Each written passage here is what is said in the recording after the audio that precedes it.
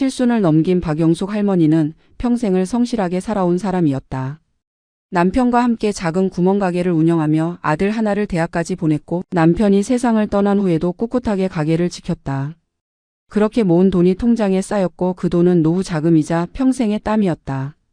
그런데 그 돈이 문제의 시작이 될 줄은 몰랐다.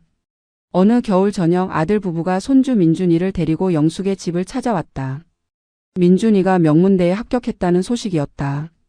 아들은 흐뭇한 표정으로 합격증을 내밀었고 며느리 수지는 환한 미소를 지으며 영숙의 손을 잡았다. 가족들은 웃고 있었다. 축하 인사가 오가고 케이크까지 준비되어 있었다. 영숙은 손주의 합격이 진심으로 기뻤다. 밤을 새워 공부하던 민준이의 모습이 떠올랐다. 그런데 분위기가 조금씩 이상해졌다. 케이크를 자르고 차를 마시던 중 며느리 수진이 조심스럽게 말문을 열었다. 요즘 경기가 너무 안 좋다는 이야기부터 시작했다. 남편의 사업이 예전만 못하고 집값은 떨어졌고 물가는 천정부지로 올랐다는 하소연이 이어졌다. 영숙은 고개를 끄덕이며 들었다. 요즘 세상이 어려운 건 누구나 아는 일이었다. 그러다 수진이 본론을 꺼냈다. 대학 등록금이 1,000만 원이 넘는다는 것이었다. 거기에 기숙사비 생활비까지 합치면 한 학기에 2천만 원 가까이 든다고 했다. 수진의 목소리는 점점 떨렸고 아들은 옆에서 난처한 표정으로 고개를 숙였다. 그리고 수진은 영숙을 바라보며 말했다. 어머님이 조금만 도와주시면 정말 큰 힘이 될 것 같다고. 다들 힘든 시기인데 가족끼리 서로 도와야 하지 않겠냐고. 그 말투는 부탁이라기보다 당연함에 가까웠다. 마치 영숙이 도와주는 게 의무인 것처럼 느껴졌다. 영숙은 순간 당황했지만 손주의 얼굴을 보자 마음이 약해졌다. 민준이는 조용히 앉아 눈치를 보고 있었다. 착한 아이였다. 영숙은 결국 고개를 끄덕였다. 첫 학기 등록금을 도와주겠다고 말했다. 수진의 얼굴이 환해졌고 아들은 안도의 한숨을 쉬었다. 민준이는 할머니께 고맙다고 인사했다. 며칠 후 영숙은 은행에 가서 1,500만 원을 송금했다. 통장의 숫자가 줄어드는 걸 보며 가슴이 뜨끔했지만 손주를 위한 일이라고 스스로를 달랬다. 수진에게서 감사 문자가 왔다. 짧지만 정중한 문장이었다. 영숙은 그 문자를 몇 번이나 읽었다. 가족을 도운다는 게 이렇게 뿌듯한 일인가 싶었다. 하지만 그 뿌듯함은 오래가지 않았다. 한 달쯤 지나자 수진에게서 다시 연락이 왔다. 기숙사비가 생각보다 더 든다는 것이었다. 그리고 교재비도 만만치 않다고 했다. 영숙은 이번에도 도와줬다. 300만 원을 더 보냈다. 그 다음 달엔 생활비가 모자란다는 연락이 왔다. 영숙은 또 보냈다. 그렇게 석 달 사이에 2,500만 원이 나갔다. 어느새 도움은 습관이 됐고 감사 인사는 형식이 됐다. 수진의 문자는 점점 짧아졌고 전화통화도 용건만 말하고 끝났다. 영숙은 뭔가 잘못됐다는 느낌을 받았지만 이미 시작된 일을 멈출 수가 없었다. 손주의 미래가 걸린 문제라고 생각하면 차마 거절할 수 없었다. 그렇게 영숙은 자신도 모르게 함정에 빠져들고 있었다. 첫 학기가 끝나고 여름방학이 왔다. 영숙은 이제 좀 숨통이 트일 거라고 생각했다. 하지만 그 생각은 완전히 빗나갔다. 방학이 시작되자마자 수진에게서 연락이 왔다. 민준이가 여름 계절학기를 들어야 한다는 것이었다. 필수 과목이라서 반드시 들어야 하고 그 비용이 또 500만 원이 든다고 했다. 영숙은 당황했다. 방학에도 돈이 드는 줄 몰랐다. 수진은 태연하게 설명했다. 요즘 대학생들은 다 이렇게 한다고 졸업을 빨리 하려면 계절학기를 들어야 한다고 말했다. 영숙은 할 말을 잃었다. 거절하자니 손주가 뒤처질 것 같고 도와주자니 통장 잔고가 걱정됐다. 결국 영숙은 또 돈을 보냈다.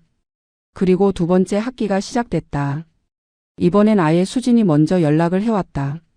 등록금 납부 기한이 다가온다며 2천만 원이 필요하다는 통보였다. 더 이상 부탁이 아니었다. 마치 당연히 영숙이 내야 하는 돈처럼 말했다. 영숙은 가슴이 답답했지만 이번에도 송금했다. 통장 잔고는 이미 반토막이 나 있었다. 두 번째 학기 중간쯤 민준이가 해외 어학연수를 가야 한다는 이야기가 나왔다. 수진은 전화로 설명했다.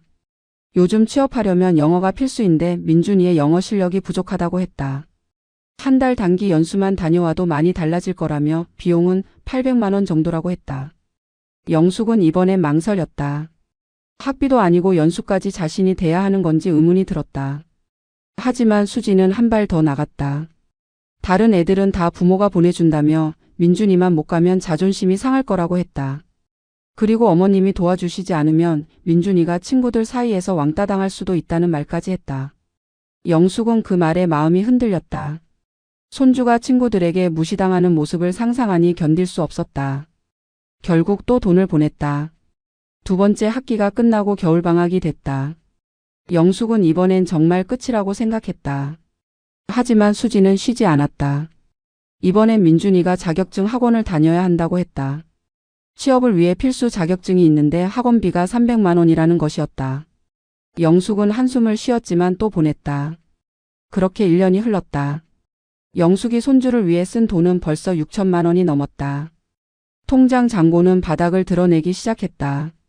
평생 모은 돈이 1년 만에 반 이상 사라진 것이었다. 영숙은 밤마다 통장을 들여다보며 한숨을 쉬었다. 언제까지 이렇게 줘야 하는 건지 끝이 있긴 한 건지 알 수 없었다. 더 큰 문제는 고마움의 감소였다. 처음엔 수진과 민준이가 고맙다는 인사를 했다. 하지만 횟수가 거듭될수록 그 인사는 형식적이 됐고 나중엔 아예 사라졌다. 마치 영숙이 돈을 주는 게 당연한 일처럼 여겨졌다. 전화를 걸어도 용건만 말하고 끊었고 문자도 송금 확인 메시지뿐이었다. 영숙은 서서히 깨닫기 시작했다. 자신이 도움을 준 게 아니라 이용당하고 있다는 것을. 하지만 인정하고 싶지 않았다. 가족이 그럴 리 없다고 스스로를 달랬다. 하지만 마음 한구석엔 불안이 자라고 있었다. 그리고 그 불안은 곧 현실이 될 참이었다. 어느 날 수진이 제안을 했다. 민준이가 학교 다니기 불편하니 영숙이 아들 집에 와서 함께 살면 어떻겠냐는 것이었다. 수진은 그렇게 하면 영숙도 외롭지 않고 민준이도 할머니와 더 가까워질 수 있다고 말했다. 표면적으론 효도처럼 들렸다. 영숙은 고민 끝에 받아들였다. 혼자 사는 것도 외로웠고 손주와 함께 지내면 좋을 거라고 생각했다. 이사 첫날은 따뜻했다. 수진이 영숙의 방을 예쁘게 꾸며놨고 민준이는 할머니 짐을 날라주며 웃었다. 저녁엔 온 가족이 모여 식사를 했다. 영숙은 이게 진짜 가족의 모습이라고 생각했다. 하지만 그 따뜻함은 3일을 넘기지 못했다. 변화는 사소한 것에서 시작됐다. 예전엔 거실 소파에 앉아 TV를 보던 영숙이었다. 저녁 드라마를 보는 게 유일한 낙이었다. 하지만 이사 온 후 일주일쯤 지나자 상황이 달라졌다. 민준이가 거실에서 공부를 한다며 TV를 끄기 시작한 것이었다. 처음엔 영숙도 이해했다. 손주의 공부가 중요하니까. 그런데 그게 매일 반복됐다. 저녁 6시만 되면 민준이가 거실을 차지했고 영숙은 자연스럽게 자기 방으로 들어가야 했다. 수지는 미안하다는 말도 없이 당연하다는 듯 말했다. 민준이가 시험 기간이니까 이해해달라고. 하지만 시험 기간은 끝나지 않았다. 중간고사가 끝나면 기말고사가 있었고 방학이 되면 자격증 공부가 있었다. 식사 시간도 달라졌다. 예전엔 영숙이 먹고 싶은 반찬을 말하면 수진이 해줬다. 하지만 이제는 모든 메뉴가 민준이 위주였다. 민준이가 좋아하는 고기, 민준이가 필요한 영양식, 민준이를 위한 보양식. 영숙이 싫어하는 음식이 나와도 아무도 신경 쓰지 않았다. 수지는 태연하게 말했다. 공부하는 애가 우선이라고. TV 채널 선택권도 사라졌다. 저녁 시간에 무조건 민준이가 보고 싶은 프로그램이 나왔다. 영숙이 보던 드라마 시간이 돼도 민준이가 예능을 본다면 그게 우선이었다. 리모컨은 항상 민준이 손에 있었다. 영숙이 한번 채널을 바꾸려고 하자 수진이 말했다. 어르신은 방에서 쉬는 게 어떻겠냐고. 그 말이 충격이었다. 배려처럼 들렸지만 사실은 배제였다. 거실은 이제 영숙의 공간이 아니었다. 영숙은 점점 자기 방에 틀어박히게 됐다. 식사도 혼자 방에서 하는 날이 많아졌다. 수지는 쟁반에 밥을 담아 가져다 주며 말했다. 거실이 시끄러우니 방에서 편히 드시라고. 하지만 영숙은 알았다. 자신이 거추장스러운 존재가 됐다는 것을. 더 견디기 힘든 건 대화에서의 소외였다. 저녁 식사 자리에서 가족들이 대화를 나눌 때 영숙은 점점 끼지 못했다. 민준이의 학교 이야기, 수진의 친구 이야기, 아들의 회사 이야기. 영숙이 끼어들려고 하면 분위기가 어색해졌다. 수진은 억지로 웃으며 영숙의 말을 듣는 척했지만 눈은 다른 곳을 보고 있었다. 한 번은 영숙이 옛날 이야기를 꺼냈다. 민준이 아빠가 어렸을 때 이야기였다. 그때는 이랬고 저랬다며 웃음을 섞어 말했다. 하지만 수진이 끊었다. 그건 옛날 이야기고 지금은 시대가 다르다고. 민준이는 고개도 들지 않았고 아들은 애매하게 웃기만 했다. 영숙은 그 순간 깨달았다. 자신의 존재가 이 집에서 점점 투명해지고 있다는 것을. 밤이 되면 영숙은 방 안에서 천장을 바라보며 생각했다. 내가 왜 여기 있는 걸까? 돈을 주려고? 짐이 되려고? 그런 생각이 들수록 가슴이 답답했다. 하지만 나갈 곳도 없었다. 자신의 집은 이미 전세를 줬고 혼자 살 형편도 아니었다. 영숙은 그저 참는 수밖에 없었다. 그리고 그 참음은 점점 한계에 다다르고 있었다. 변화는 어느 날 갑자기 찾아왔다. 아니, 사실 서서히 진행되고 있었지만 영숙이 눈치채지 못했던 것일 수도 있다. 그날은 민준이의 생일이었다. 온 가족이 모여 케이크를 자르고 있었는데 영숙이 민준이에게 선물을 건넸다. 50만 원이 든 봉투였다. 민준이는 고맙다고 했지만 표정은 밝지 않았다. 그때 수진이 말했다. 요즘 할머니 기억력이 좀 안 좋으시니까 누가 돈을 얼마 줬는지 헷갈리실 수 있다며 웃었다. 그 말에 민준이도 웃었고 아들도 어정쩡하게 미소를 지었다. 영숙은 얼어붙었다. 자신은 멀쩡한데 기억력이 나쁘다니. 그게 무슨 소리인가 싶었다. 며칠 후 영숙이 거실에서 뉴스를 보고 있었다. 정치 뉴스였는데 영숙은 자신의 의견을 말했다. 요즘 정치인들은 예전만 못하다고 옛날엔 이러지 않았다고. 그러자 수진이 웃으며 말했다. 그건 옛날 생각이고 지금은 다르다고. 그리고 한마디 더 덧붙였다. 어르신들은 요즘 세상을 이해하기 어려우시니까. 그 말이 비수처럼 꽂혔다. 영숙은 70대였지만 머리는 멀쩡했다. 신문도 매일 읽었고 뉴스도 챙겨봤다. 하지만 수진은 영숙을 시대에 뒤떨어진 노인으로 취급했다. 아들에게 따지려고 했지만 아들은 그냥 엄마가 조금 이해해달라며 넘어갔다. 영숙은 할 말을 잃었다. 그 이후로 노인 취급은 일상이 됐다. 영숙이 설거지를 하려고 하면 수진이 말렸다. 그릇 깨뜨리시면 위험하다고. 영숙이 빨래를 하려고 하면 세탁기가 복잡해서 어르신은 못 쓰신다고 했다. 영숙이 요리를 하려고 하면 가스불이 위험하니까 손대지 말라고 했다. 모든 게 통제됐다. 심지어 휴대폰 사용까지 간섭받기 시작했다. 영숙이 스마트폰으로 뉴스를 보고 있으면 수진이 다가와 물었다. 그거 어떻게 쓰는 건지 아시냐고. 영숙이 당연히 안다고 하자 수진은 의심스러운 눈빛을 보냈다. 그리고 나중에 민준이에게 할머니 휴대폰 좀 확인해 보라고 했다. 혹시 이상한 앱을 깔거나 사기를 당할까봐. 대화에서도 점점 제외됐다. 가족 회의가 있을 때 영숙의 의견은 묻지도 않았다. 여행 계획을 세울 때도 집안 대소사를 결정할 때도 영숙은 그저 듣기만 하는 존재였다. 한 번 의견을 내자 수진이 말했다. 어머님은 편히 쉬세요. 우리가 알아서 할게요. 배려처럼 들렸지만 무시였다. 더 참기 힘든 건 손주 앞에서의 대우였다. 민준이가 친구들을 집에 데려왔을 때 수진은 영숙에게 방에 들어가 있으라고 했다. 손주 친구들 앞에서 창피하니까. 영숙은 믿을 수 없었다. 자신이 뭘 잘못했길래 숨어야 하는지. 하지만 수진은 단호했다. 어르신이 계시면 애들이 불편해한다고. 영숙은 점점 자신이 짐이 되고 있다는 걸 느꼈다. 집안에서 투명 인간처럼 지냈다.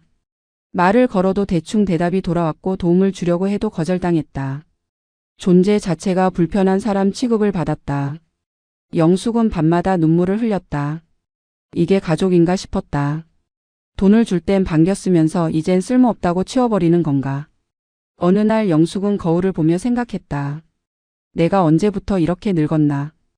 허리가 굽고 머리가 희끗한 자신의 모습이 낯설었다. 하지만 마음만큼은 아직 젊다고 생각했다. 그런데 가족들은 영숙을 이미 끝난 사람으로 봤다. 그게 제일 슬펐다. 영숙은 결심했다. 이대로 무너질 순 없다고. 하지만 그 결심은 곧 더 큰 충격으로 산산조각 날 예정이었다. 3월의 어느 저녁이었다. 영숙은 방에서 조용히 책을 읽고 있었다. 그때 거실에서 수진과 아들의 목소리가 들렸다. 영숙은 귀를 기울였다. 무슨 이야기를 하는지 궁금했다. 그리고 그 대화는 영숙의 심장을 얼어붙게 만들었다. 수진이 말했다. 민준이가 중요한 시험을 앞두고 있는데 집안 분위기가 산만하다고. 할머니가 계시면 신경 쓰여서 공부에 집중이 안 된다고. 아들은 잠시 침묵했다. 그리고 작은 목소리로 물었다. 그럼 어떻게 하자는 거냐고. 수지는 담담하게 대답했다. 어머님께 잠시 나가 계시라고 해야 할 것 같다고. 영숙은 귀를 의심했다. 나가라고? 자신을 집에서 내보내겠다는 건가? 믿을 수 없었다. 아들이 뭐라고 대답할지 귀를 쫑긋 세웠다. 하지만 아들은 반대하지 않았다. 한숨만 쉬었을 뿐이었다. 그게 더 충격이었다. 아들은 자신의 엄마를 지키지 않았다. 다음 날 아침 수진이 영숙의 방문을 두드렸다. 평소보다 부드러운 목소리였다. 영숙은 이미 어젯밤 대화를 들었지만 모르는 척했다. 수진은 앉아서 차분하게 말을 꺼냈다. 민준이가 곧 입시를 앞두고 있는데 집안이 조용해야 한다고. 그래서 어머님이 잠시 다른 곳에서 지내시면 어떻겠냐고. 영숙은 가슴이 내려앉았다. 하지만 애써 침착하게 물었다. 다른 곳이 어디냐고. 수진은 미소를 지으며 대답했다. 요양원이나 실버타운 같은 곳을 알아봤다고. 시설도 좋고 또래 친구들도 많아서 어머님이 더 행복하실 거라고. 영숙은 그 말에 피가 거꾸로 솟았다. 요양원? 자신을 요양원에 보내겠다고? 수지는 계속 말했다. 어차피 여기 계셔도 심심하실 텐데 거기 가시면 프로그램도 많고 친구들도 사귀실 수 있다고. 그리고 한마디 더 덧붙였다. 비용은 어머님 돈으로 충당하시면 되니까 부담도 없다고. 영숙은 그 말에 온몸이 떨렸다.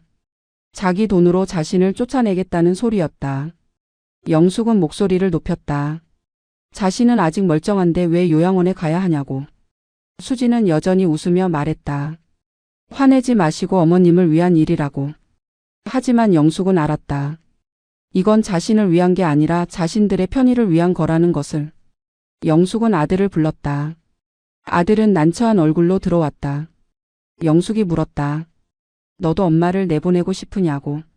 아들은 대답하지 못했다. 그저 고개를 숙인 채 변명만 늘어놓았다. 민준이의 미래가 중요하다고 지금이 가장 중요한 시기라고 조금만 이해해달라고. 영숙은 그 말을 듣고 모든 걸 깨달았다. 아들도 이미 며느리 편이었다. 영숙은 마지막으로 물었다. 그럼 언제까지 나가 있어야 하냐고. 수지는 애매하게 대답했다. 일단 민준이가 시험 끝날 때까지만이라고. 하지만 영숙은 알았다. 한번 나가면 다시 돌아올 수 없다는 것을.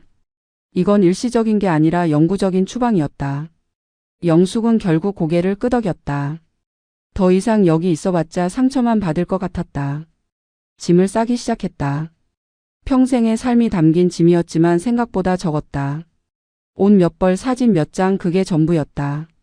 수지는 짐을 싸는 영숙을 보며 안쓰럽다는 말을 했지만 눈에는 안도감이 비쳤다.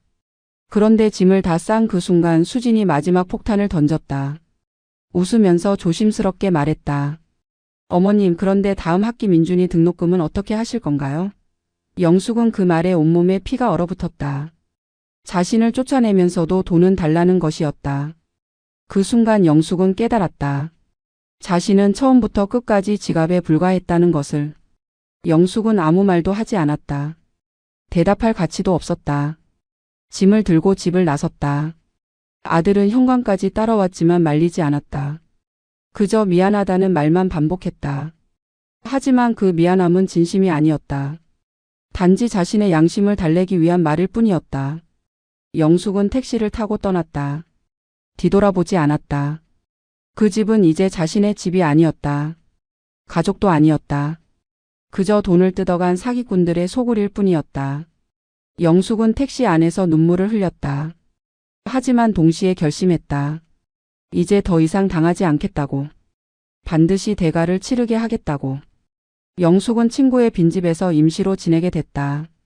친구는 해외에 나가 있었고 집을 봐줄 사람이 필요했다. 영숙에게는 천운이었다. 혼자만의 공간에서 영숙은 그동안의 일들을 정리하기 시작했다. 머릿속이 복잡했다. 어디서부터 잘못된 건지 자신이 뭘 놓친 건지 생각했다. 집을 나온 지 사흘째 되는 날 수진에게서 전화가 왔다. 영숙은 전화를 받지 않으려다가 결국 받았다. 수진의 목소리는 여전히 밝았다. 어머님 잘 지내시냐고 물었다. 영숙은 짧게 대답했다. 수지는 본론을 꺼냈다.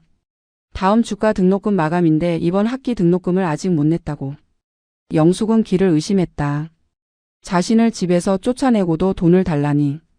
수지는 태연하게 말을 이었다. 어머님이 그동안 민준이를 많이 도와주셨으니 이번 학기도 부탁드린다고. 마치 영숙이 도와주는 게 의무인 것처럼 말했다. 영숙은 참았던 분노가 치밀어 올랐다. 영숙이 물었다. 자신을 쫓아낸 집에서 어떻게 돈을 달라고 할 수 있냐고. 수지는 당황하는 기색 없이 대답했다. 쫓아낸 게 아니라 어머님을 위해서 그런 거라고. 그리고 민준이 교육은 별개의 문제라고. 어머님도 손주의 미래를 생각하시면 당연히 도와주셔야 하는 거 아니냐고. 그 뻔뻔함에 영숙은 할 말을 잃었다. 자신을 내쫓고도 당연하다는 듯 돈을 요구하는 모습이 믿기지 않았다. 영숙은 목소리를 낮추고 차갑게 말했다. 더 이상 도와줄 수 없다고. 그러자 수진의 목소리가 날카로워졌다. 그럼 민준이는 어떻게 하냐고. 학교를 그만두라는 거냐고. 영숙은 단호하게 말했다. 그건 자신의 문제가 아니라 부모인 당신들이 해결할 문제라고. 수진은 목소리를 높였다. 어머님이 그동안 도와주셨으니까 계속 책임지셔야 하는 거 아니냐고. 영숙은 어이가 없었다. 도움을 줬더니 이제 책임이 됐다는 것이었다. 수진은 협박까지 했다. 어머님이 돈을 안 주시면 민준이가 학교를 못 다니게 되는데 그럼 손주한테 평생 원망 듣게 될 거라고. 민준이가 할머니를 어떻게 생각하겠냐고. 그 말에 영숙의 가슴이 찢어질 것 같았다.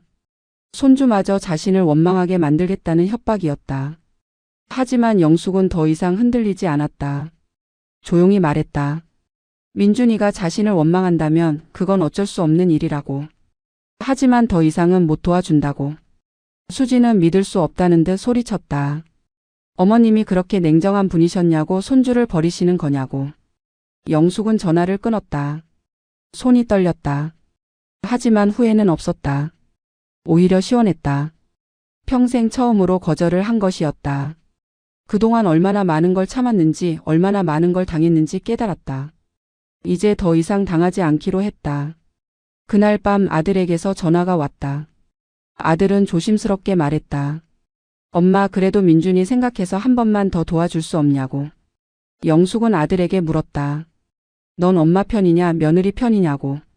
아들은 대답하지 못했다. 영숙은 전화를 끊었다. 아들마저 자신을 배신했다는 게 명확해졌다. 다음 날 민준이에게서 문자가 왔다. 할머니 등록금 때문에 학교를 못 다닐 것 같다는 내용이었다. 영숙은 그 문자를 보고 가슴이 아팠다. 하지만 이젠 알았다. 이것도 수진이 시킨 거라는 것을. 민준이를 이용해서 영숙의 마음을 흔들려는 수작이라는 것을. 영숙은 답장하지 않았다. 며칠 후 수진에게서 다시 전화가 왔다. 이번엔 울먹이는 목소리였다. 민준이가 너무 힘들어한다고. 할머니 때문에 우울증에 걸릴 것 같다고. 영숙은 그 말에도 흔들리지 않았다. 조용히 말했다. 그건 부모인 당신들이 해결할 문제라고. 그리고 전화를 끊었다. 영숙은 그날 밤 오랜만에 편히 잤다. 죄책감은 있었지만 후회는 없었다. 자신을 지키기 위해 선을 그은 것뿐이었다. 그리고 이제 본격적으로 준비할 때가 됐다. 지금까지 당한 것들을 정리하고 그들이 치러야 할 대가를 계산할 시간이었다. 영숙은 조용한 방에서 책상 앞에 앉았다. 서랍에서 오래된 통장과 메모장을 꺼냈다. 그동안의 기록을 하나하나 정리하기 시작했다. 처음엔 막연했지만 정리하면 할수록 명확해졌다. 자신이 얼마나 많은 돈을 줬는지, 그들이 얼마나 계획적으로 이용했는지. 첫 번째 송금은 작년 3월이었다. 민준이 입학 등록금으로 1,500만 원. 그때는 기쁜 마음으로 줬었다. 손주의 합격이 자랑스러웠고 도와주는 게 당연하다고 생각했다. 하지만 그게 시작이었다. 통장 이체 내역을 보니 그 이후로 매달 돈이 나갔다. 기숙사비, 생활비, 교재비라는 명목이었다. 영숙은 계산기를 두드렸다. 첫 학기에만 2,500만 원이 나갔다. 두 번째 학기엔 더 심했다. 등록금 2,000만 원에 어학연수 800만 원, 각종 학원비 500만 원. 두 번째 학기에만 3,300만 원이 나간 것이었다. 거기에 생활비, 용돈, 기타 비용까지 합치면 1년에 거의 7천만 원이 넘었다. 영숙은 숨이 막혔다. 7천만 원. 평생 모은 돈의 절반이 넘는 금액이었다. 그 돈이면 자신이 10년은 편히 살 수 있는 돈이었다. 하지만 단 1년 만에 손주 학비로 다 나가버렸다. 아니 학비뿐만이 아니었다. 나중에 알고 보니 그중 일부는 수진의 쇼핑이나 아들의 골프 회원권으로 쓰인 것도 있었다. 영숙은 더 자세히 파고들었다. 수진이 말했던 기숙사비가 실제로는 절반도 안 됐다는 걸 알게 됐다. 학교 홈페이지를 찾아보니 기숙사비는 학기당 300만 원이었는데 수진은 600만 원을 달라고 했었다. 차액 300만 원은 어디로 간 걸까? 영숙은 분노가 치밀었다. 어학연수도 마찬가지였다. 수진은 800만 원이 든다고 했지만 실제 프로그램 비용은 500만 원이었다. 영숙이 알아본 결과 민준이는 실제로 한 달이 아니라 2주만 다녀왔다. 나머지 돈은 또 어디로 간 걸까? 영숙은 하나하나 기록했다. 날짜, 금액, 명목, 실제 사용처. 정리하면 할수록 드러나는 진실은 충격적이었다. 수진은 처음부터 영숙의 돈을 노린 것이었다. 민준이의 학비는 핑계였고 실제로는 자신들의 생활비로 쓴 것이었다. 아들의 사업이 어렵다는 말도 거짓이었다. 알고 보니 아들은 새 차를 샀고 수진은 명품 가방을 샀다. 영숙은 은행에 가서 이체 내역을 전부 출력했다. 두꺼운 서류 뭉치가 나왔다. 1년 동안의 모든 거래 내역이었다. 영숙은 그걸 하나하나 형광펜으로 표시했다. 수진에게 보낸 돈, 아들에게 보낸 돈, 민준이 명의로 보낸 돈. 색깔별로 구분하니 패턴이 보였다. 놀라운 건 횟수였다. 1년 동안 무려 35번이나 송금한 것이었다. 평균 한 달에 3번꼴이었다. 처음엔 큰 금액이었지만 나중엔 잦은 소액으로 바뀌었다. 아마 영숙이 눈치채지 못하게 하려는 수작이었을 것이다. 하지만 모든 게 기록으로 남아 있었다. 영숙은 메모장에 정리했다. 총 송금액, 항목별 금액, 실제 사용처, 차액. 그리고 마지막으로 적었다. 사기 혐의 가능 금액. 영숙은 변호사는 아니었지만 이 정도면 충분히 법적 문제가 될 수 있다고 판단했다. 거짓말로 돈을 받아냈으니 사기죄에 해당할 수 있었다. 하지만 영숙은 당장 법적 조치를 취하진 않았다. 그보다 더 좋은 방법이 있었다. 그들이 얼마나 비열한 사람들인지, 얼마나 계획적으로 노인을 이용했는지 모두에게 알리는 것이었다. 친척들에게, 이웃들에게, 그들이 아는 모든 사람에게. 영숙은 조카에게 전화를 걸었다. 조카는 변호사였다. 상황을 설명하자 조카는 분노했다. 이건 명백한 사기라고 법적 대응을 하자고 했다. 하지만 영숙은 아직 때가 아니라고 말했다. 좀 더 결정적인 순간을 기다리고 있다고. 조카는 이해한다며 필요하면 언제든 도와주겠다고 했다. 영숙은 모든 기록을 파일에 정리해서 보관했다. 통장 사본, 이체 내역, 문자 메시지, 통화 녹음까지.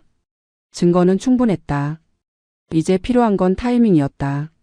그들이 가장 곤란해할 그 순간을 기다리고 있었다. 그리고 그 순간은 곧 찾아올 것이었다. 한 달이 지났다.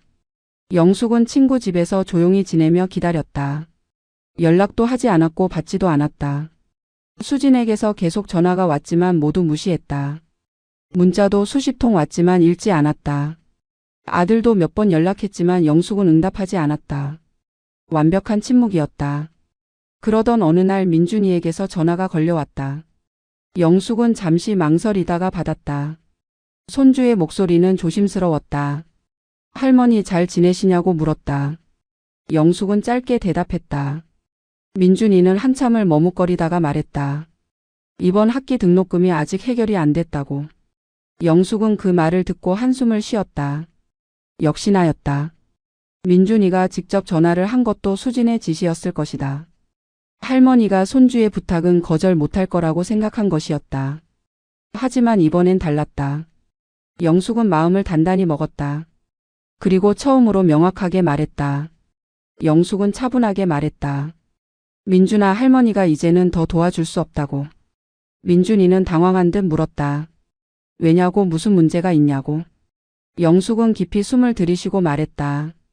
할머니도 이제 살아야 할 날이 남았고 그동안 너희를 위해 너무 많이 썼다고. 이제는 할머니 자신을 위해 살아야 한다고. 민준이는 잠시 침묵했다. 그리고 말했다. 그럼 자신은 학교를 그만둬야 하는 거냐고. 영숙은 가슴이 아팠지만 단호하게 말했다. 그건 내 부모가 해결할 문제라고. 할머니는 이미 충분히 도와줬다고. 민준이는 할 말을 잃은 듯 전화를 끊었다. 영숙은 전화를 끊고 한참을 앉아 있었다. 손이 떨렸지만 후회는 없었다. 오히려 속이 시원했다. 평생 처음으로 자신을 위해 선을 그은 것이었다. 이제 더 이상 당하지 않기로 한 결심이 확고해졌다. 그리고 그 결심은 곧 모든 것을 바꿀 것이었다. 1시간 후 수진에게서 전화가 폭탄처럼 쏟아졌다. 하지만 영숙은 받지 않았다. 문자도 연달아 왔다. 어머님이 어떻게 그러실 수 있냐고, 손주를 버리는 거냐고, 가족이 이럴 수 있냐고.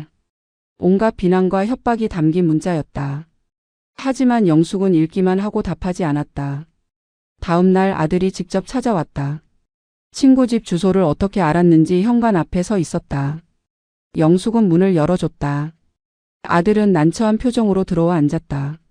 한참을 말없이 있다가 입을 열었다. 엄마, 그래도 민준이 생각해서 한 번만 더 도와달라고.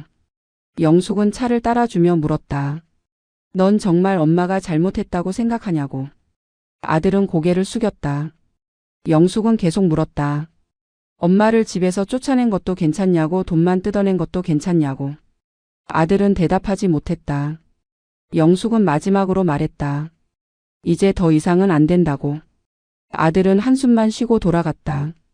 그날 저녁 영숙은 결심했다. 이제 본격적으로 반격할 때가 됐다고. 지금까지는 방어였다면 이제는 공격이었다. 영숙은 조카에게 전화를 걸었다. 이제 움직이자고 말했다.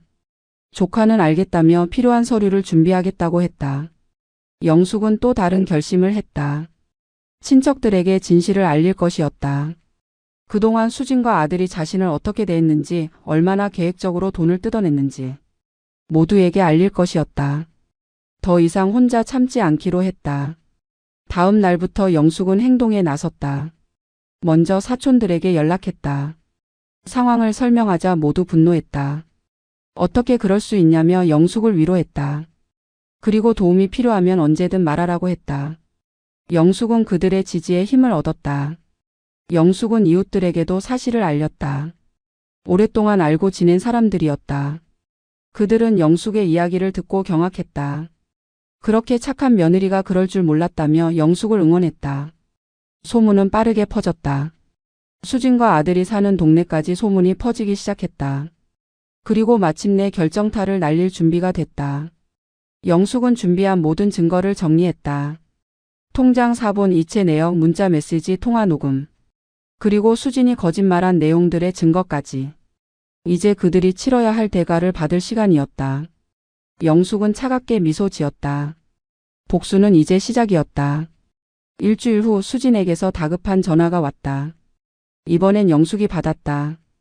수진의 목소리는 떨리고 있었다. 어머님, 대체 무슨 짓을 하시는 거냐고 소리쳤다. 영숙은 차분하게 물었다. 무슨 일이냐고. 수진은 울먹이며 말했다.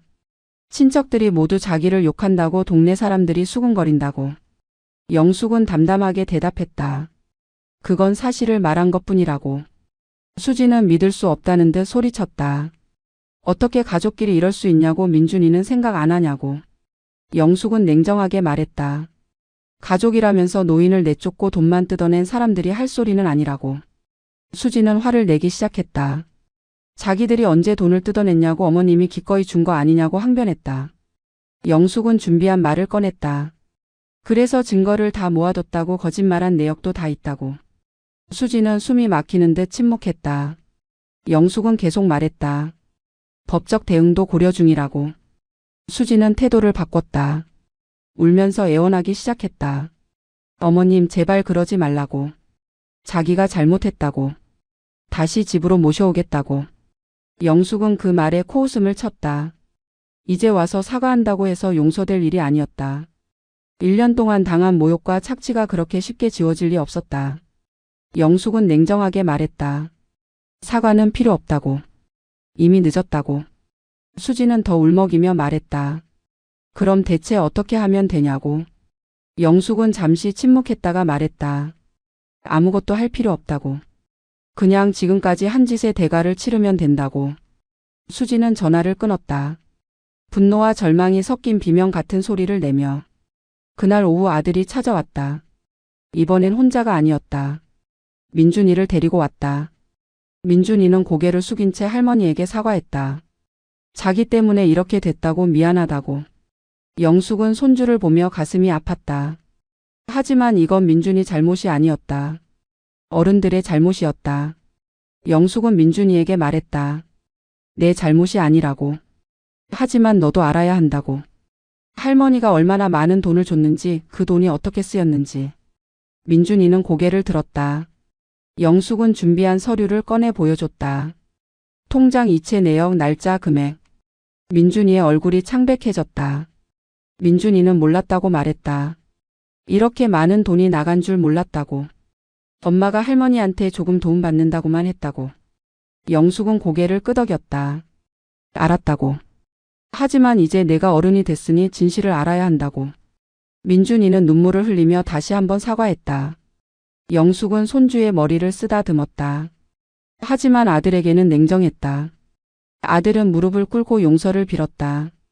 자기가 잘못했다고, 엄마를 제대로 보호하지 못했다고. 영숙은 아들을 보며 한숨을 쉬었다. 이제 와서 무릎 꿇는다고 해서 지난 일들이 용서될까? 영숙은 고개를 저었다. 영숙은 아들에게 물었다. 넌 정말 엄마가 집에서 쫓겨나는 걸 보고도 가만히 있었냐고. 아들은 대답하지 못했다. 영숙은 계속 물었다. 며느리가 엄마 돈을 뜯어내는 걸 알면서도 말리지 않았냐고. 아들은 울기 시작했다. 하지만 영숙은 더 이상 아들의 눈물에 흔들리지 않았다. 영숙은 마지막으로 말했다. 이제 너희들끼리 살아라고. 나는 나대로 살겠다고. 아들은 애원했다. 엄마 없이는 못 산다고. 하지만 영숙은 단호했다. 지금까지 엄마 없이도 잘만 살았으면서 무슨 소리냐고. 아들은 할 말을 잃었다. 며칠 후 수진의 친정 식구들이 찾아왔다. 영숙에게 사정을 호소하기 위해서였다. 수진의 어머니가 눈물을 흘리며 말했다. 자기 딸이 잘못했다고 용서해달라고. 하지만 영숙은 냉정하게 말했다. 딸을 제대로 교육 못 시킨 건 당신 잘못이라고. 수진 어머니는 할 말을 잃었다. 수진의 오빠도 왔다. 협박조로 말했다. 이렇게 일을 크게 만들면 우리 가족도 가만 안 있겠다고. 영숙은 전혀 겁먹지 않았다. 오히려 당당하게 말했다. 그럼 법정에서 보자고. 증거는 다 있다고. 수진 오빠는 기세가 꺾여 돌아갔다.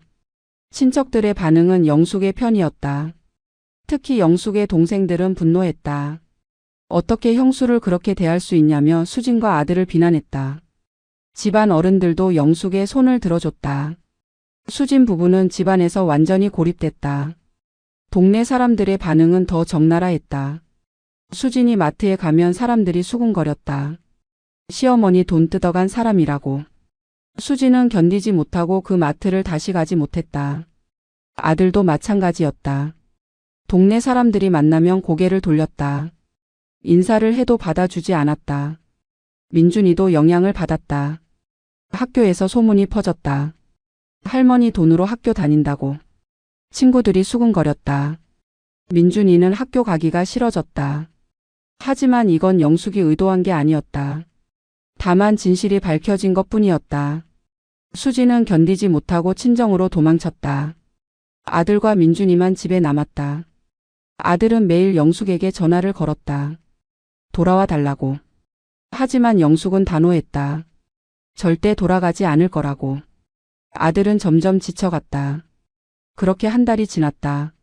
수진 부부의 삶은 완전히 무너졌다. 친척들에게 외면당하고 동네에서 손가락질 당하고 친구들에게도 멀어졌다. 영숙은 그 모습을 지켜보며 생각했다. 이게 바로 대가라고. 노인을 함부로 대한 대가라고.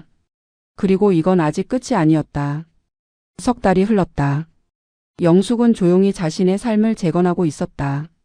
작은 원룸을 얻어 이사했다. 친구들과 정기적으로 만났고 취미 활동도 시작했다. 서예를 배우고 등산 모임에도 나갔다. 혼자 사는 게 외롭지 않았다. 오히려 자유로웠다. 반면 아들 부부의 삶은 계속 무너지고 있었다. 수진은 결국 친정에서 돌아왔지만 집안 분위기는 최악이었다. 아들과 수진은 매일 싸웠다. 서로를 탓했다. 내가 그렇게 하지 말라고 했었다. 당신이 말렸어야지. 책임 공방만 오갔다. 민준이는 결국 휴학을 했다. 학비를 낼 방법이 없었기 때문이다. 아들이 대출을 알아봤지만 쉽지 않았다. 신용도 문제도 있었고 담보도 부족했다. 결국 민준이는 아르바이트를 시작했다. 학교로 돌아갈 날은 불투명했다. 수지는 파트타임 일을 구했다. 생활비가 부족했기 때문이다. 명품 가방은 중고로 팔았고 비싼 옷들도 정리했다. 예전의 화려한 생활은 완전히 사라졌다. 수지는 거울을 볼 때마다 초라해진 자신의 모습에 한숨을 쉬었다. 아들도 힘들었다. 회사에서 소문이 퍼졌다. 어머니를 내쫓았다는 이야기였다. 동료들이 보는 눈빛이 달라졌다. 승진에서도 밀렸다. 상사가 조용히 말했다. 집안일도 제대로 못하는 사람이 회사 일을 제대로 할 수 있겠냐고. 그러던 어느 날 아들이 영숙을 찾아왔다. 더 이상 버틸 수가 없다고 했다. 무릎을 꿇고 빌었다.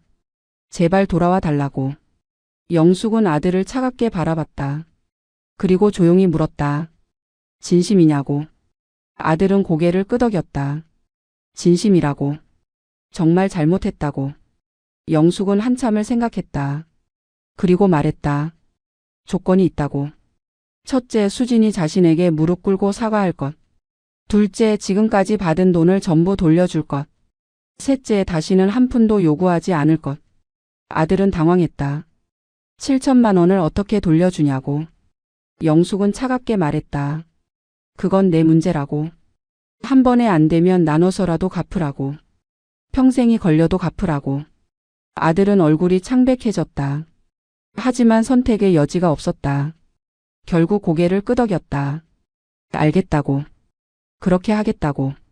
일주일 후 수진이 영숙을 찾아왔다. 무릎을 꿇고 사과했다.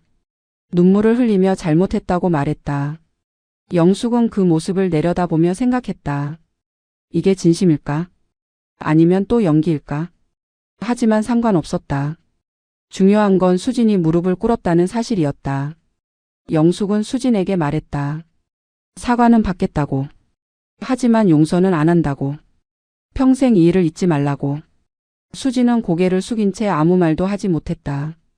영숙은 돌아서며 마지막으로 말했다. 앞으로 나를 이용하려고 하지 마라. 다시는 당하지 않을 거니까. 영숙은 결국 집으로 돌아가지 않았다. 원룸에서 계속 혼자 살기로 했다. 아들이 매달 100만 원씩 송금하기 시작했다. 70개월이 걸린다는 계산이었다. 거의 6년이었다. 영숙은 그 돈을 받으며 생각했다. 이게 교훈이라고. 함부로 사람을 대하면 대가를 치른다는 교훈. 명절이 됐다. 아들이 전화를 걸어 집에 오라고 했다. 하지만 영숙은 거절했다. 이제 그 집은 자신의 집이 아니었다. 자신의 집은 이 작은 원룸이었다. 자유롭고 평화로운 이곳이었다. 아들은 아쉬워했지만 영숙은 단호했다. 대신 민준이만 영숙의 원룸으로 왔다. 손주는 많이 성숙해 있었다. 아르바이트를 하면서 세상을 배웠다고 했다. 그리고 할머니에게 진심으로 사과했다. 자기 때문에 할머니가 고생하셨다고. 영숙은 손주를 안아주었다. 내 잘못이 아니라고. 민준이는 말했다. 내년에 복학할 거라고. 아르바이트로 번 돈과 학자금 대출로.